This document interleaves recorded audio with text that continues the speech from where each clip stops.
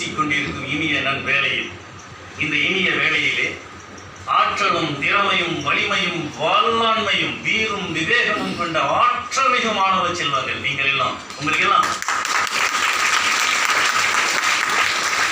உங்களின் ஆற்றலை, உங்களின் திறமையை, உங்களின் வல்லமையை, உங்களின் வீரினை, உங்களின் வீச்சினை வெளிப்படுத்தும் மிகச்சிறந்த நிகழ்வு அல்லவா அந்த நாட்டியாஞ்சலி நிகழ்ச்சியை நான் நேரில் கண்டுகளிக்கும் வாய்ப்பினை பெற்றவன் என்பதால் உங்களை எல்லாம் மனதார வாழ்த்துவதில் பெருமிதம் கொள்கின்றேன்.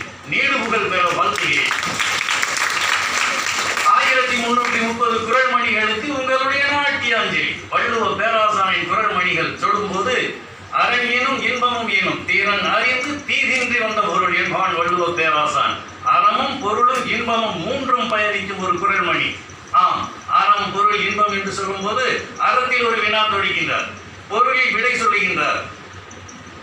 இன்பத்து பாயில் சொல்லும் போது அறுதியிட்டு சொல்லுகின்றார். என்ன பெண்ணை எந்த அளவுக்கு போற்ற வேண்டும் என்று நினைக்கின்றார்.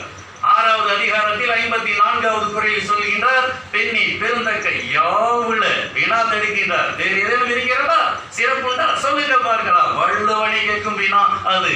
அதற்கு விடையாக அவர் 907வது குறள் 91வது அதிகாரத்தில் சொல்லுகின்றார், பெண்ணின் பெருந்தக்கது ஈல் என்கின்றார். என்ன அழகு பாருங்கள், உறுதிப்பட பெண்ணே பெருமை உடைத்து என்று சொன்னவர் அவர்தான். 114வது அதிகாரத்தில் 7வது குறள் மணியாக 1137 என்றும் குறள் எண்ணின் என்ன சொல்கின்றார் என்று சொன்னார், பெண்ணின் பெருந்தக்கது ஈல் என்று ஆணித்தரமாக சொல்லுகின்றார். இது வள்ளுவனுக்கு இந்த பாராட்டல்ல, உங்களுக்கான பாராட்டினை வள்ளுவ பெருந்தகையை அழகாக சொல்லுகின்றார். இதை சொல்லும் போது நான் என்ன சொல்லுகிறேன் என்று சொன்னார், வருவதை சொன்னாங்க 2 மணித்துளி நான் பேசவே வேண்டாம் என்றேன் ஐயா. ஆனாலும் வள்ளுவனை விழித்துவிட்ட காரணத்தால், வள்ளுவன் ஈரடியில் சொன்ன காரணத்தால், அது கூட ஈரடி அல்ல, 1.25 அடியிலேயே வள்ளுவன் உலகை அளந்து விட்டவன் என்பதால் நான் ஒரு 2 வரிகளிலே நான் சொல்லுகின்றேன். தடம் பார்த்து நடப்பவன் மனிதன், தடம் பதித்து நடப்பவன் மாமனிதன் என்று சொல்வார்கள். உலகில் உங்கள் முகத்திற்கு முகவரி ஏற்படுத்துங்கள். மிகப்பெரிய வல்லாண்மையாளர்களால் நீங்கள் உருவெடுத்து வர வேண்டும். நீங்கள் படித்த இந்த கல்லூரிக்கும் சிறப்பான ஒரு ஆளுமை மிக்க தலைமையின் கீழ் உங்களுக்காக பணியாற்றிக் கொண்டிருக்கும் பேராசிரியர் பெருந்தகைகளுக்கும், முதல்வர் அம்மா அவர்களுக்கும், துணை முதல்வர் அவர்களுக்கும், இங்கு வருகை தந்திருக்கும் இங்கே ஒவ்வொருவர் பாருங்க, இந்த என்னை பற்றி சொல்லியாங்கிற மாதிரி அந்த அம்மா பாக்குறாங்க. இன்னைக்கு வாழ்க்கையே ரேஸ் தாங்க, இன்னைக்கு வாழ்க்கையே ரேஸ் தான். ரேஷ்மா வந்து இருக்கின்றார், தங்கத்தை நினைச்சாலே ரேஸ்ல ஓட வேண்டியவர், சரிதானே? முரளிதரன் சிரிக்கின்றார், புத்தே ஒரு புன்னகை போராதா, அது சொல்லும் 1000 ஐயா. நீங்க பேசினா நிறைய கேட்கலாம், நேரம் இல்லையே முடிச்சுக்கங்கன்னு மனசு சொல்வது போல. நீங்க சொன்னாலும் நான் பேச மாட்டேன், முடித்துக் கொள்வேன்.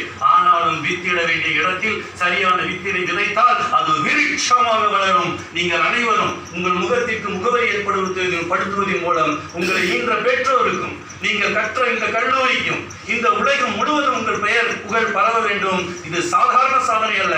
வெங்கடேசன் என்று சொன்னாலே காக்கும் கடவுள் என்றும் பெயரை தாங்கிக் கொண்டிருக்கிறார்கள். கலைவாணி தாயே என் பெயரை தாங்கிக் கொண்டிருக்கிற அன்பு சகோதரி இங்கே வந்திருக்கின்றார்.